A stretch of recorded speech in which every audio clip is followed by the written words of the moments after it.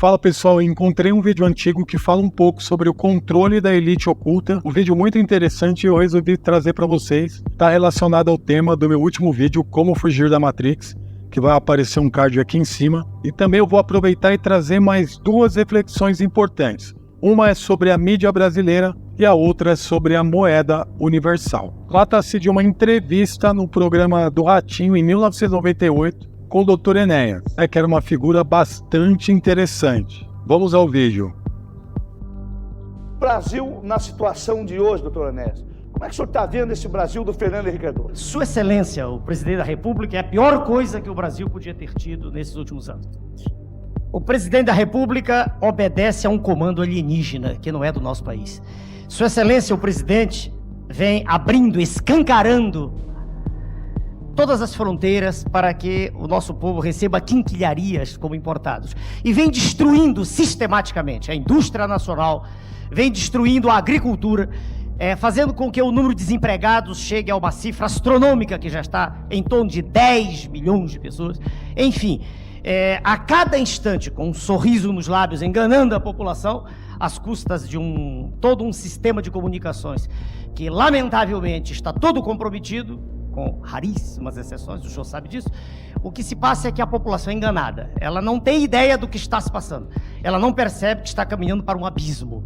O abismo em que daqui a pouco o desemprego do lado está batendo. Uma coisa que é fundamental é parar instantaneamente com a drenagem de recursos que são mandados para o exterior. Para o senhor ter ideia, de cerca de 10 bilhões de dólares, que é, em termos médios, a receita da União, de todos os tributos, de 10 bilhões, 5 bilhões são pagos de juros.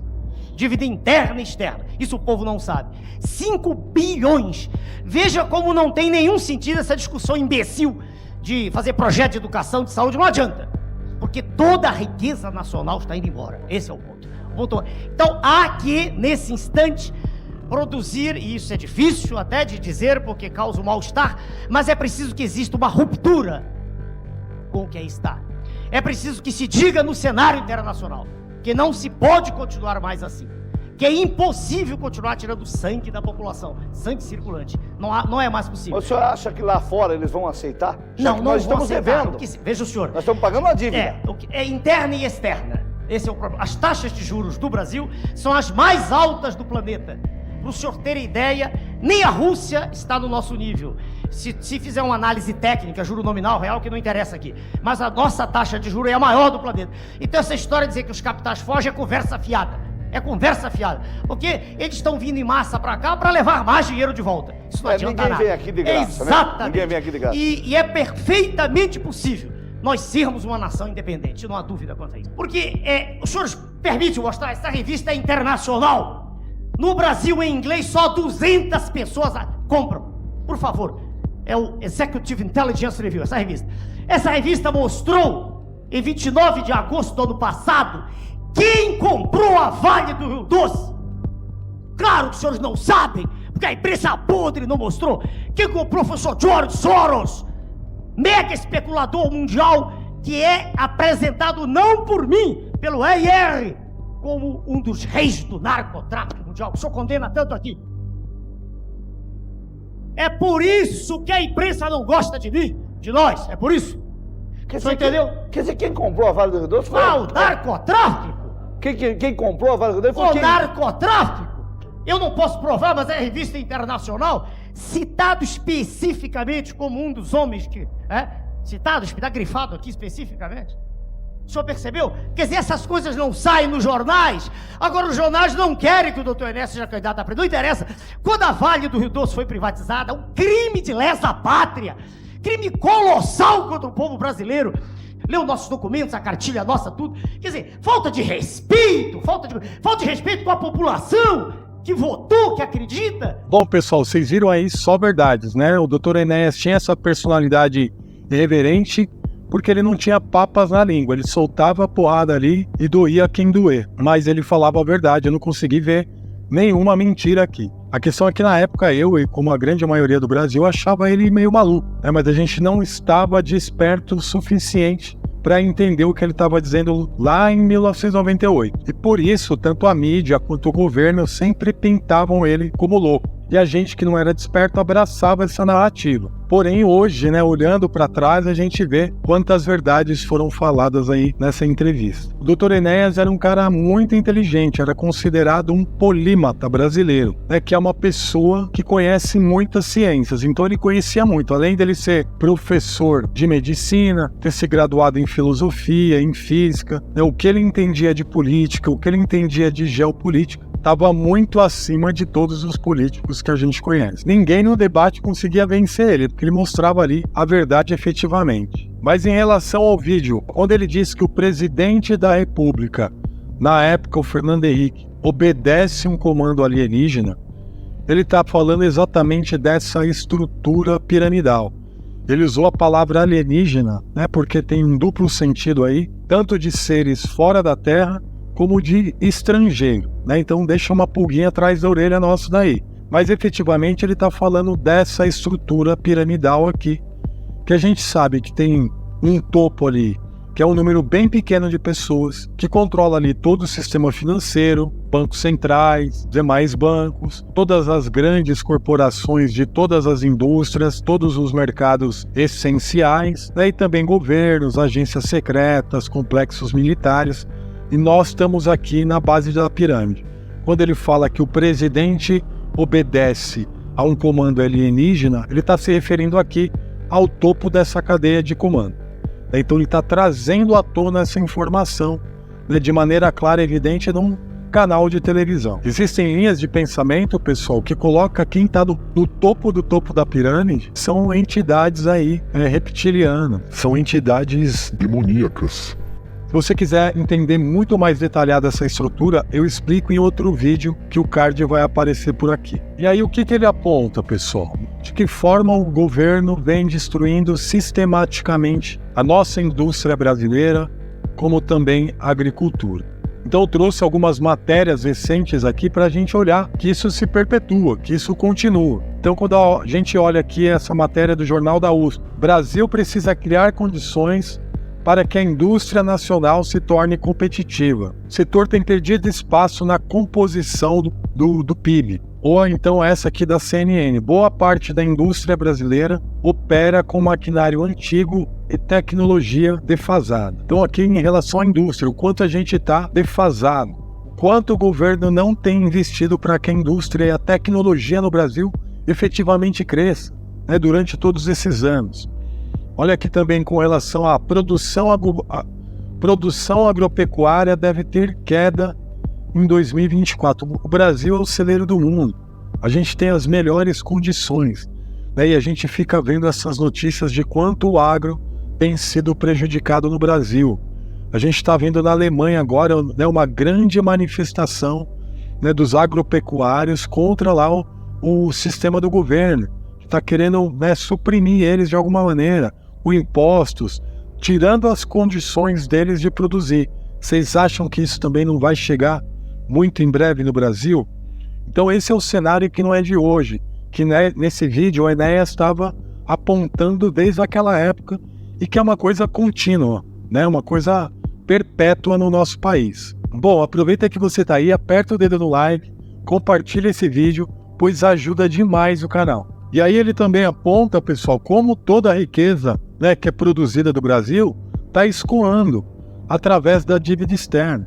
E é isso que eu expliquei bastante no vídeo, de que forma o sistema financeiro controla as nações, mantendo elas sempre endividadas, nações e pessoas. E esse vídeo aí confirma exatamente isso. E quando a gente olha, naquela época eram 10 bilhões de dólares. Hoje a gente já está falando numa dívida acima de 80% do nosso PIB. Então, nessas outras matérias aqui, só de juros, o quanto que a gente paga? Juros altos no Brasil podem causar até 188 bilhões a mais por ano ao país. Cada ponto percentual na Selic representa 43 bilhões a mais na nossa dívida bruta. Só no ano passado, de acordo com essa matéria, o pagamento de juros e amortizações chegaram a 780 bilhões. Hoje, toda a nossa arrecadação fiscal de impostos que o governo né, cobra da gente, que a gente paga, está em torno aí de 2 trilhões. Então a gente pagou 780 bilhões só de juros e amortização, algo em torno aí de 40%, né, que a gente está pagando só para pagar uma dívida de juros altos. Então a riqueza vai embora. É por isso que ele aponta, não adianta investir em educação, não adianta investir em nada. É porque toda a nossa riqueza está indo embora. E é assim ano após ano, ano após ano. Nisso a gente entra, né, mais uma vez nessa questão, eu trouxe esse slide aqui, para a gente entrar nessa questão de como a elite controla as nações e pessoas, né, através de governos corruptos e eletivos, mantendo os países sempre endividados, né, eles têm artifícios como aumento de preços de recursos essenciais, como o combustível, por exemplo, para impactar ainda mais um país, e dessa forma mantém a sua população sempre nessa corrida dos ratos, com o seu dinheiro diminuído. Esse vídeo é uma confirmação de que isso não é nada novo, e que isso só se repete ano após ano. Ele também chama, pessoal, a mídia, né, de mídia podre, né, porque a mídia não trazia os fatos que a população deveria saber, né, e quem falava a verdade, ou quem fala a verdade, a mídia vai e bate de frente, taxa como maluco, etc. E quando a gente olha o quadro da mídia brasileira que eu trouxe aqui para vocês, a mídia toda brasileira está na mão de 5 famílias. Então é muito fácil controlar 5 famílias. Então a gente tem aqui o Grupo Record, na mão do Edir Macedo, o Grupo RBS, né, o Grupo Globo, o Grupo Bandeirantes e a Folha de São Paulo. São eles que ditam a regra da mídia no Brasil. E o interesse dessas famílias, dessas pessoas, é poder e dinheiro, pessoal. Não tem nada diferente disso. E tem uma questão bastante preocupante em relação à mídia brasileira. Teve uma pesquisa recente que se chama Monitoramento Propriedade de Mídia no Brasil, que em inglês se chama Media Ownership Monitor, MON, que em comparação a outros países, o Brasil é o pior em concentração da mídia, transparência e controle político da comunicação. Então nós somos os piores em transparência, somos os piores em controle político da comunicação. Então tem aqui esses círculos, né, são indicadores de risco à pluralidade da mídia, à transparência, esse tipo de coisa. E é verde, amarelo ou vermelho.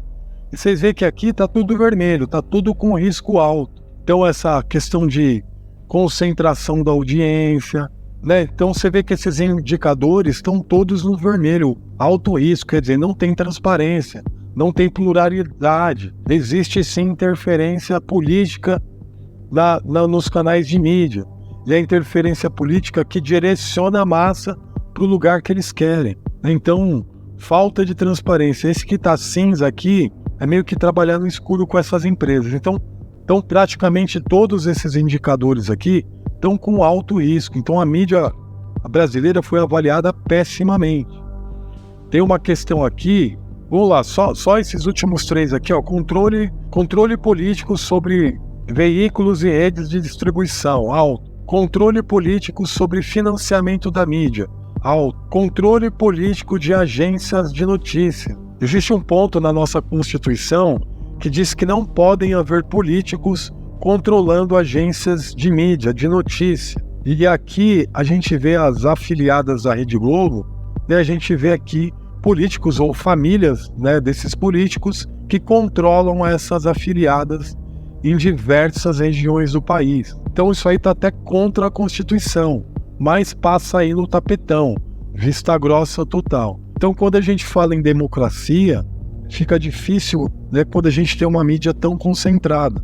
Eles colocam ou derrubam o candidato que eles quiserem, né? Então fica nesse sentido uma democracia não tão imparcial e justa assim, se eu posso falar dessa maneira. E quando a gente olha para o mundo, também não é diferente, pessoal. São 4 empresas aqui que controlam praticamente a mídia no mundo inteiro, né, que estão controladas aí por apenas...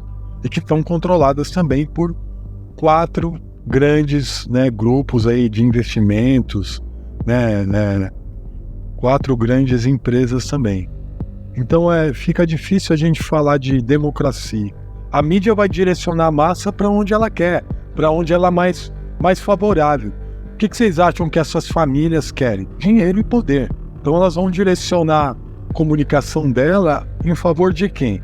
Né? De quem eles têm mais proximidade, ou de quem pode gerar mais dinheiro para as empresas deles. Então, falar em transparência e pluralidade na mídia brasileira é algo bem restrito. Eu vou deixar o link dessa matéria na íntegra para vocês na descrição aqui do vídeo. Então, aqui em relação ao sistema financeiro, pessoal, eu queria mostrar para vocês o site do Bank of International Settlement, que é o banco que controla todos os bancos, né? Os bancos centrais e todos os bancos do mundo.